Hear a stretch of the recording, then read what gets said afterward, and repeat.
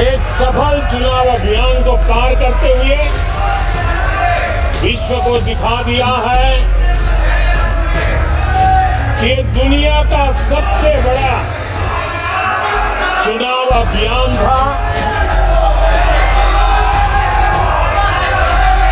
देश की जनता ने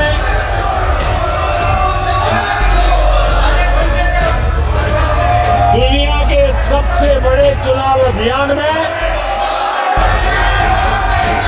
जनता ने हमें चुना है और आदरणीय सभापति जी, मैं कुछ लोगों की पीड़ा समझ सकता हूं कि लगातार झूठ चलाने के बावजूद भी उनका घोर पराजय हुआ।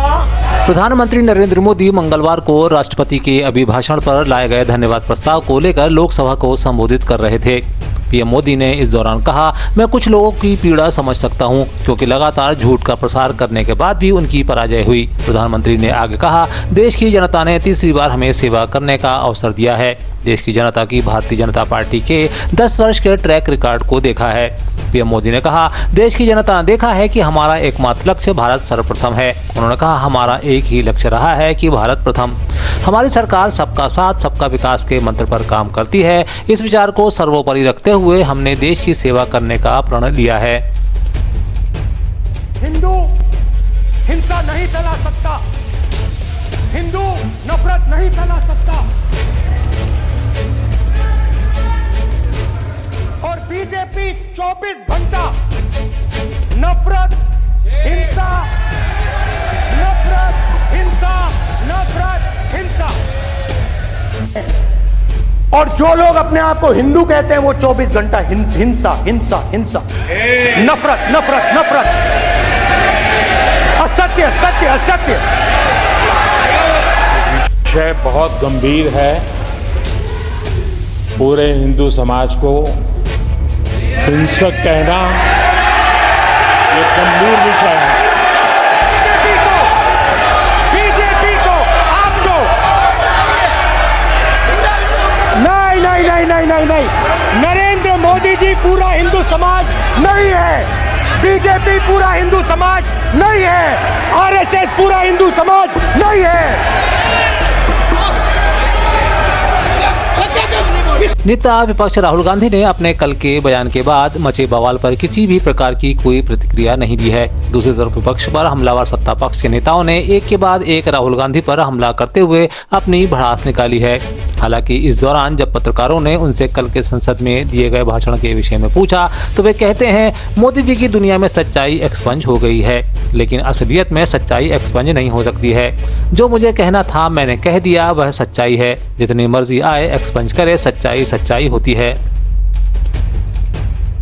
मोदी जी की दुनिया में सच्चाई एक्सपंज हो सकती है, मगर रियलिटी में सच्चाई एक्सपंज नहीं हो सकती है। जो मैंने कहा था, जो मैंने कहना था मैंने कह दिया, वो सच्चाई है। और एक्सपंज करें, जितना करना है करें, सच्चाई सच्चाई होती है। धन्यवाद। यह बात अलग है कि संसद में राहुल गांधी के बयान पर अब भी तकरार जारी है।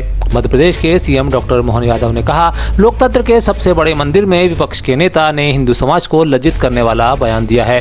राहुल गांधी को नाक रगड़कर माफी मांगनी चाहिए। कांग्रेस अध्यक्ष को राहुल गांधी से इस्तीफा मांगना चाहिए। राहुल गांधी के बयान की मैं घोर भत्सना करता हूं, जिनके माध्यम से पूरा हिंदू समाज लज्जित हुआ है।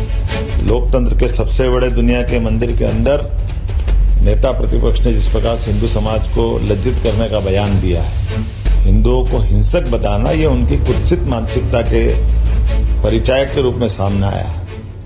हिंदुस्तान के अंदर दुनिया में कौन सा ऐसा देश है जहां हिंदुओं की इतनी बड़ी आबादी है? एकमात्र देश हिंदुओं का भारत है, जहां उनके अपने देश के अंदर उनके नेता प्रतिपक्ष अगर उनको इस ढंग से लज्जित करेंगे तो कोई देश कैसे बर्दाश्त कर सकता है?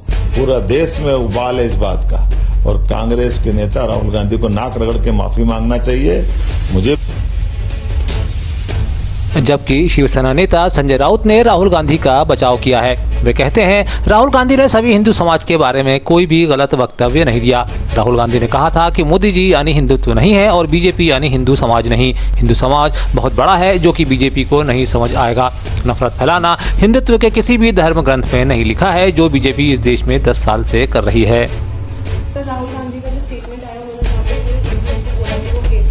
नहीं, आप गलत सवाल है आपका। राहुल गांधी जी ने सभी हिंदुओं के बारे में, हिंदू समाज के बारे में कोई भी गलत वक्तव्य नहीं किया। ये जो अपने आप को हिंदू समझते हैं, जो संसद में बैठे थे, अगर उनके कान साफ हो गए तो और ठीक से सुना होगा तो फिर एक बार वो सुन लीजिए। राहुल गांधी जी ने कहा मोदी जी यानी हिंदुत्व नहीं और भारतीय जनता पार्टी यानी हिंदू समाज नहीं। हिंदू समाज बहुत बड़ा है, हिंदू समाज की व्याख्या बहुत बड़ी है जो भारतीय जनता पार्टी के समझ में नहीं आई। जनता कह रही है चलने वाली नहीं सरकार। अध्यक्ष महोदय, जनता कह रही है चलने वाली नहीं, ये गिरने वाली सरकार है। और क्योंकि ऊपर से जुड़ा कोई तार नहीं, नीचे कोई आधार नहीं, अधर में जो है अटकी हुई वो तो कोई सरकार नहीं। ईवीएम पे मुझे कल भी भरोसा नहीं था, आज भी नहीं भरोसा। मैं 80 के 80 सीट जीत जाऊं तब भी नहीं भरोसा।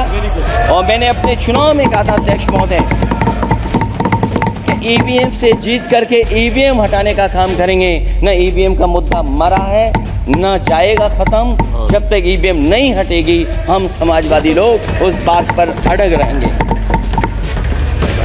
वहीं समाजवादी पार्टी के प्रमुख और सांसद अखिलेश यादव ने कल लोकसभा में राहुल गांधी के भाषण और उनकी हिंदू टिप्पणी पर कहा, अग्निवीर, ओपीएस और किसानों के मुद्दे कायम है। सरकार भले ही नई हो लेकिन मुद्दे पुराने।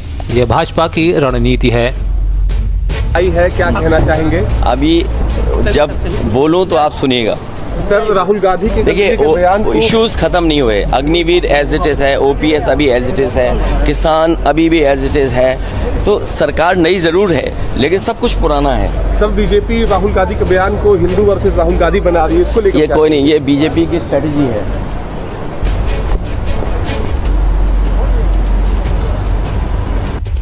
कल एक बार फिर लोकसभा में हंगामे के आसार दिखाई दे रहे हैं। कारण है वह पत्र जो राहुल गांधी ने पीएम नरेंद्र मोदी को लिखा है। राहुल ने इस पत्र में नीट मुद्दे पर बहस कराने का अनुरोध किया है। राहुल ने कहा, मेरा मानना है कि छात्रों के हित में नीट मुद्दे पर बहस का नेतृत्व करना उचित होगा। कांग्रेस नेता ने कहा, हमारा उद्देश्य 24 लाख नीट उम्मीदवारों के हित में रचनात्मक रूप से जुड़ना है जो जवाब के हकदार हैं। मेरा मानना है यह उचित होगा कि आप इस बहस का नेतृत्व करें। मध्य प्रदेश में जनहित में सरकार ने नई पहल की है। सड़कों की देखरेख और खराब सड़कों की शिकायतों के बीच अब मध्य प्रदेश ऐसे सड़कों की मरम्मत के लिए पीडब्ल्यूडी विभाग तुरंत कार्रवाई करेगा। इसके लिए बनाए गए ऐप के माध्यम से इस संबंध में शिकायत भी की जा सकेगी। मध्य प्रदेश सरकार द्वारा जनहित में की गई व्यवस्था के विषय में जानकारी देते हुए मध्य प्रदेश के सीएम डॉक्टर मोहन यादव ने बताया कि लोक निर्माण विभाग द्वारा नवीन तकनीक का प्रयोग किया जा रहा है। मध्य प्रदेश में 40,000 किलोमीटर लंबाई की सड़कों में कहीं भी कोई गड्ढा और खराब सड़क की शिकायत ऐप के माध्यम से की जा सकेगी। उसका विभाग 7 दिनों में समाधान करेगा। मैं उम्मीद करता हूं कि विभाग जिस प्रकार से अच्छे काम है, नवाचार कर रहा है, नवीन तकनीक होती इसीलिए, जितनी नई तकनीक के माध्यम से हम अपनी इन्वॉल्वमेंट लाएंगे, हमारा उससे संपर्क आएगा, वो उतनी जनता के कल्याण के लिए नए नए रास्ते खोलती। ऐसे में ये नवाचार विभाग के लिए भी फलदायी हो, सरकार के लिए भी शुभदायी हो। मेरी अपनी ओर से आप सबको भी बधाई। पूरे प्रदेश की जनता को इस माध्यम से बताना चाहूँगा, इलेक्ट्रॉनिक मीडिया, प्रिंट मीडिया, सारे मित्र यहाँ मौजूद हैं, आप सब इस बात को पहुँचाएं इस फोटो ऐप के माध्यम से होने वाली असुविधा को। लेकिन मैं विभाग से कहूँगा कि कोई गड्ढे हो और फोटो खींच के दे, ये एक अच्छी चीज़ है कि वो जानकारी देंगे, लेकिन और अच्छी बात तो ये होगी कि गड्ढे ही ना हो। तो 40,000 किलोमीटर में आप अपनी सजगता से ये मौका न लाएं कि कोई फ़ोटो खींचना पड़े। और मैं उम्मीद करता हूँ ये सेवा ऐसी है जिसका कोई उपयोग नहीं करे तो ज़्यादा अच्छा है। क्योंकि हमारी मध्य प्रदेश की विधानसभा के मानसून सत्र के दौरान भी आज भारी हंगामा हुआ। सत्र के दौरान विपक्ष से मूलभूत समस्याओं पर जवाब की मांग कर रहा था। इस दौरान नेता विपक्ष उमंग सिंघार ने प्रदेश में की जा रही बिजली कटौती का मामला उठाया। इस दौरान उन्होंने कहा, सरकार का 24 घंटे बिजली देने का वादा झूठा है। प्रदेश की राजधानी भोपाल में ही घंटों बिजली गुल रहती है। उन्होंने ऊर्जा मंत्री पर आरोप लगाते हुए कहा, वे ना नियमों में बदलाव करना चाहते हैं और ना ही व्यवस्थाएं देना चाहते हैं। ग्रामीण क्षेत्र आज भी मूलभूत बिजली से वंचित है।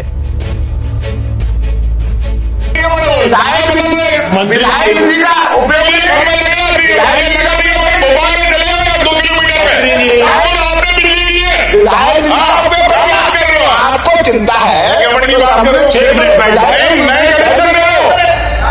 सरकार क्या गरीबों का ध्यान नहीं रखना चाहती है? चर्चा हो चुकी है, लेकिन माननीय अध्यक्ष महोदय जो सक्षम नहीं है, जो लोग ऐसे अवैध कॉलोनियों के अंदर लाइनें बिछ रही है बिजली विभाग से, और अगर वहां पे सक्षम नहीं है तो शिफ्ट नहीं कर सकते। इसमें क्या नियम प्रावधान हो सकता है? पूरे प्रदेश का है, पूरे प्रदेश की बात। मध्य प्रदेश में चल रहे मानसून सत्र के दौरान विपक्ष ने नर्सिंग कॉलेज और नीट घोटाले को लेकर सरकार को घेरने की रणनीति को कायम रखा है। यही कारण है कि विधानसभा से लेकर सड़कों तक विपक्ष ने लड़ाई जारी रखी है। आज इसी क्रम में बोर्ड ऑफिस चौराहे के सामने युवक कांग्रेस का सत्याग्रह जारी रहा। इस दौरान इसमें शिरकत करने के लिए PCC chief Jitu Patwari, PC Sharma सहित कई बड़ी नेता शामिल हुए। 3 साल से कॉलेजों में एडमिशन नहीं हो रहा है। हम लोग 3 साल से परेशान, 3 साल से तैयारियां कर रहे हैं। हम लोग कब तक तैयारियां करते रहे? आदरणीय मोहन यादव जी, आपको सबूत चाहिए। सबूत क्या है? करप्शन के, भ्रष्टाचार के। आपके जो मंत्री को आप बचाना चाहते हो, उनके कार्यकाल के अंतर्गत एफिलिएशन हुआ। 5 लाख से ज्यादा ऐसी बच्चियां हैं, ऐसे बच्चे हैं जिनकी इस तरह की आपने सभी हमारे युवा साथियों से निवेदन है घटना की। इससे बड़ा सबूत मंत्री का इस्तीफा लो, इसके अलावा कुछ नहीं हो सकता। जिला प्रशासन होश में आओ, जिला प्रशासन होश में आओ। वहीं झाबुआ जिला कांग्रेस कमेटी द्वारा नीट पेपर लीक और नर्सिंग घोटाला और उससे जुड़ी धांधली के खिलाफ विरोध प्रदर्शन किया गया एवं ज्ञापन भी सौंपा गया।